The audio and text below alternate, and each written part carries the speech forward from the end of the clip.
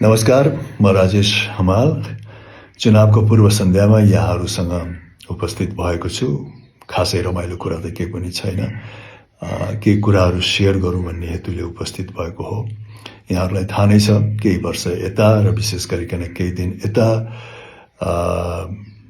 विश्व अनिश्चितता र अस्थिरताको भुमरीबाट गुज्रिरहेको छ र यस्तो परिवेशमा नेपाली राजनीतिक स्थिरता र ऐक्यबद्धता आवश्यक मात्रै नभएर हाम्रो सर्भाइभलको लागि नै खाँचोको विषय बन्न पुगेको छ। केही वर्ष अगाडि पूर्व युरोपमा भएको आक्रमण, गाजामा भएको विध्वंस र केही दिन अगाडि शक्तिशाली राष्ट्रले आफ्नो मर्जी मुताबिक इरानमा गरेको आक्रमणले मध्यपूर्वलाई मात्रै नभएर सम्पूर्ण विश्वलाई नै हलचली मचाइदिएको छ। र यो परिस्थितिमा नेपाल जस्तो आर्थिक राजनीतिक अवस्था भएको राष्ट्र त अझ संवेदनशील अवस्थामा पुगेको छ, कमजोर अवस्थामा पुगेको छ। यो सबैको पृष्ठभूमि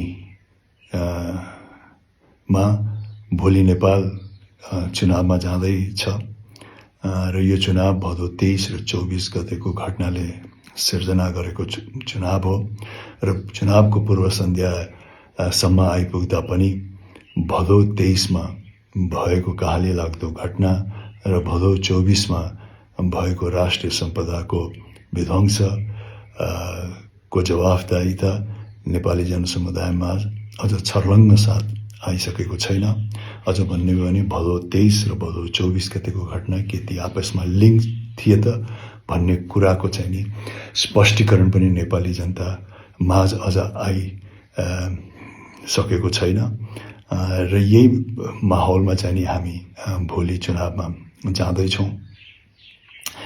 यो चुनाव मेरो लागि त अत्यन्त नै संवेदनशील र चुनौतीपूर्ण चुनाव रहनेछ।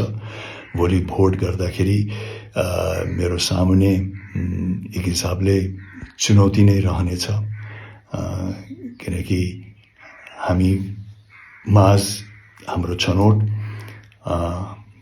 पुराना तर राजनीतिक हिसाबले परिपक्वता भएका राजनीतिक दलहरूको धमिलिएको छवि र नयाँ शक्ति भनाउँदाहरूको राजनीतिक अपरिपक्वता र राजनीतिक दूरदर्शिता खासै छर्लङ्गका साथ नेपाली समुदायमा नआइसकेको परिस्थितिमा हामी भोलि चुनावमा जाँदैछौँ। त्यसैले हरेक संवेदनशील नेपाली भोटरको अगाडि एउटा ठुलै चुनौती रहनेछ, किनकि आजको भूराजनीतिक अवस्थामा भोलिका दिनमा यदि नेपालमा राजनीतिक स्थिरता आएन, ऐक्यबद्धता आएन भने मलाई लाग्छ कि नेपालको स्वतन्त्रता र नेपालको सार्वभौमता माथि नै आँच आउन सक्छ।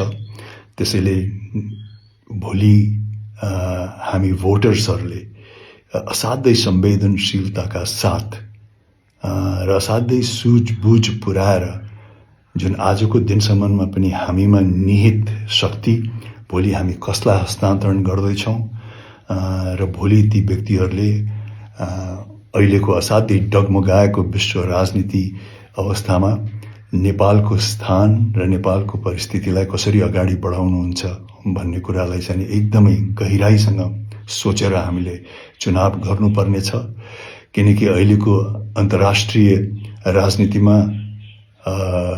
न्यायको परिस्थिति या कोअपरेसनको परिस्थिति भन्दा पनि राजनीतिमा शक्तिको खेल हाबी हुँदै गएको छ र नियममा आधारित अन्तर्राष्ट्रिय व्यवस्था डगमगाएको अवस्था पनि छ र त्यस्तो अवस्थामा नेपाल जस्तो सानो राष्ट्रको परिस्थिति अझ संवेदनशील र कमजोर पनि हुन गइरहेको छ र यो परिवेशमा हामीले आफ्नो सार्वभौमिकता, आफ्नो स्वतन्त्रता आगामी दिनमा कसरी बचाइराख्न सक्छौँ र जुन व्यक्तिलाई हामीले भोलि छानेर पठाउनेछौँ ती व्यक्तिले नेपालको स्वतन्त्रता र सार्वभौमिकतालाई चाहिँ नि कसरी आँच नआउने हिसाबबाट चाहिँ अगाडि बढाउनुहुन्छ भन्ने कुरा चाहिँ सबैभन्दा महत्त्वपूर्ण विषय हुन आउँछ जस्तो मलाई लाग्छ।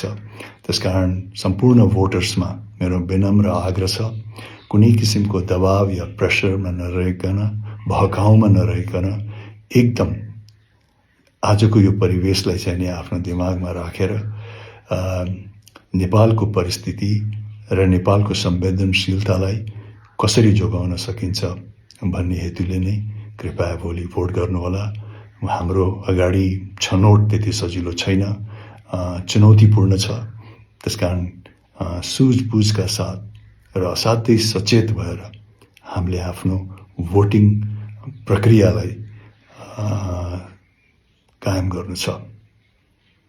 यहाँहरू सबैलाई म यो कामना गरौँ कि भोलिका दिनमा हाम्रो नेपालको राजनीतिले हाम्रो जस्तो राष्ट्रलाई एउटा निकास दियोस्।